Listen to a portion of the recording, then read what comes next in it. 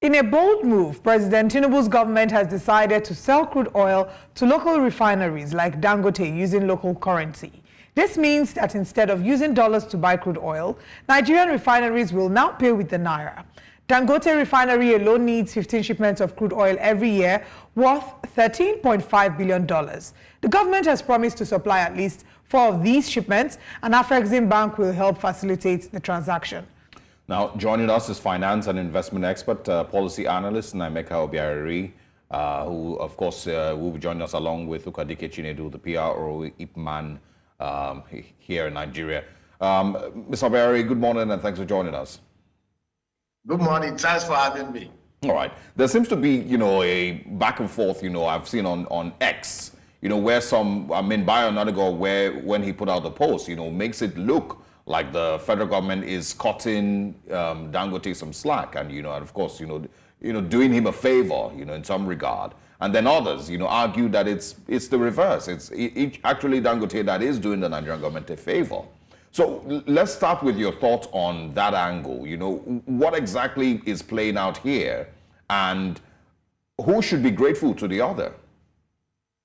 It's actually a mutually beneficial transaction and relationship. And kudos to President Bola Tinubu for coming out boldly to make this announcement. But it's also not sufficient for us to make this announcement. Those that are supposed to enforce it must ensure that these orders are enforced. Now, I will break this down.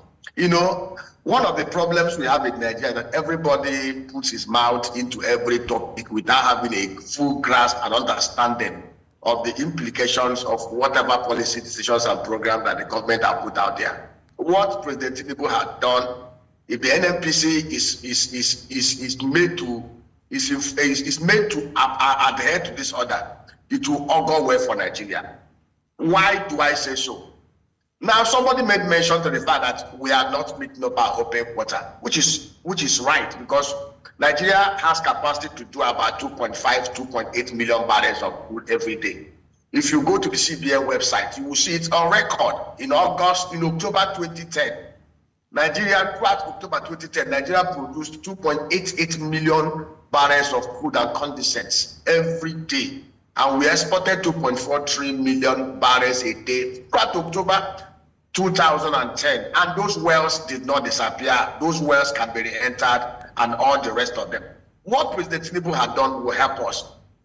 The 445,000 barrels of crude that is allocated to domestic refineries will achieve 2 objectives. One, they are not giving Dangote and the refineries these products at any subsidized prices. They are going to be buying it based on the ruling international market rates.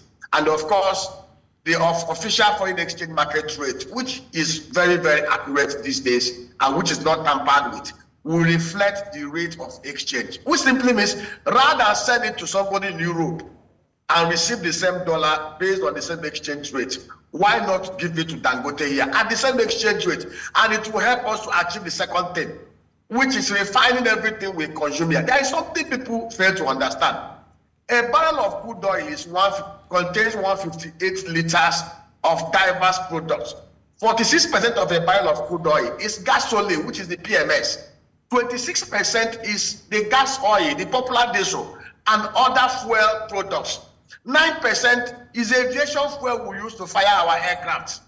Then we have 3% asphalt that we use on our roads. Basically, these 445,000 barrels, if we enforce it, that simply means from this volume alone, we can produce 32 million liters of gasoline in Nigeria. We can produce 18 million liters of gas oil. And mind you, I have said it, and I challenge anybody to contest this. Nigeria does not consume anything more than 35 to 38 million liters of PMS every day. Basically, what will happen now is that we will be able to refine everything we consume here. And what Mr. President should do going further is not just enough to give Dangote crude. We should set up a task force made up of members of MoMA, DAPMAN, depot owners, IPMAN, to ensure that everything that is refined, these byproducts, are also sold to the depot owners and recycled back here in Nigeria. Let me tell you what will happen. Since 2015, we have had this unfortunate incident of having men in NNPC and NDPR, men that Buhari appointed, who miraculously moved up the volume of our PMS consumption from 28 million liters, that is actual consumption, to 52 million liters, to 66 million liters, to 98 million liters, to even at a ridiculous level in 2021 of 102 million liters a day, depending on the level of klepto-demons that possess them. Now, what President Tinubu had done will help us to checkmate these malfeasances that we have been having in the downstream, where reckless numbers are being bandied and subsidies paid on it. What President Tinubu has done will help us not only one, to reduce the games being played at the downstream, to help us to preserve our foreign exchange. Look at 2023. They told us that over $18 billion worth of gasoline was imported. And I tell you, Oliver Rosam again, Nigeria does not spend anything more than $10 billion annually importing white petroleum products. So we must give kudos to President Tinubu, and we must also ask those around him, because he is the president. He has given the command. He has given the order. The Minister for State for Petrol, Oil and Gas, and those around him, the Minister for Finance, and every one of them who controls the customs and immigration and all the rest of the Minister for Interior, they should all work together. And those players like that man and the Mohammed and Ip man must insist on being a part of this. So it's a mutually beneficial thing.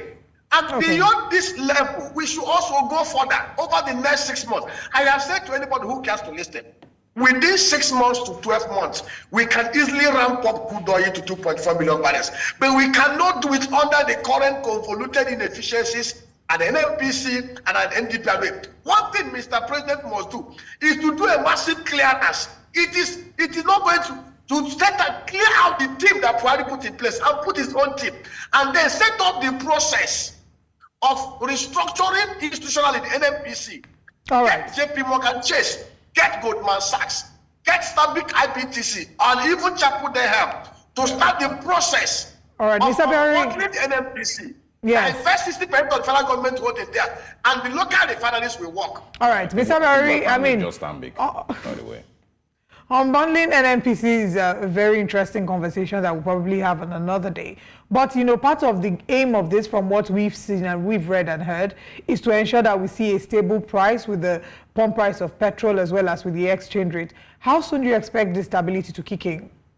And to what degree? Only if Dangote starts receiving the crude today, within a refinery is not like a generator you start and you stop. All we need to do is the political way to muster the way to enforce this order. And also the members of the media, you also owe it as a onerous responsibility to help to put this on the front burner. The members of the fourth estate of the realm has a very important role to play. Even the citizens of Nigeria, even those in the platforms like X and Facebook, it's our job. You see, when Mr. President appointed ministers and aides, he did not appoint it as a sole proprietor or as an emperor. He appointed them on behalf of Nigeria. It's something actually the people. It's our job to daily analyze the performances of most of the heads of the FDAs and pass our own informed judgment based on empiricism. When we do this, when we put pressure out there, when we put the feet of the appointees of Mr. President on fire, Mr. President will have no other thing than to sack those that need to be sacked and retain those that need to be retained. I keep on insisting, even at the risk to myself, that the weakest link to this government is the NNPC and NNDPRA. And until Mr. President, see what Nnaemeka did in CBN. Of course, there were some innocent casualties. Nnaemeka also did a massive clear out. And a lot of people left. Today, I think the same thing should be applied at the NNPC and NNPC. If Mr. President wants his programs and policies to work, there should be a massive clearance. Every of the remnants that was left behind by Buhari, that was part of the mess from 2015 till now, should be let go. They should be exited. Yeah, so you're saying, that you don't have any faith in the management of the NNPC and the NNDPRA. And you also remember that the NMDPRA CEO, hold on, the NMDPRA CEO, did mention that Dangote Refinery is only 45% completed. So as well as the quality, make reference to the quality of his product. Exactly. So what's your reaction to that? Osage, I think, like I said, the media, you guys should also need to go into the field, meet with operators in the system across the whole value chain, and ask questions. Nigeria has never had it rough between 2015 till now. I give you an example, and I maintain this. Between 2000 and year 2009, when we had semblance of sanity under Obasanjo and Yar'Adua, Nigeria never consumed anything more than 28 million liters of PMS a day. Fact check me. We were doing crude oil output at 2.4, 2.5 million barrels per day. The madness started in 2015. We have not recovered from it.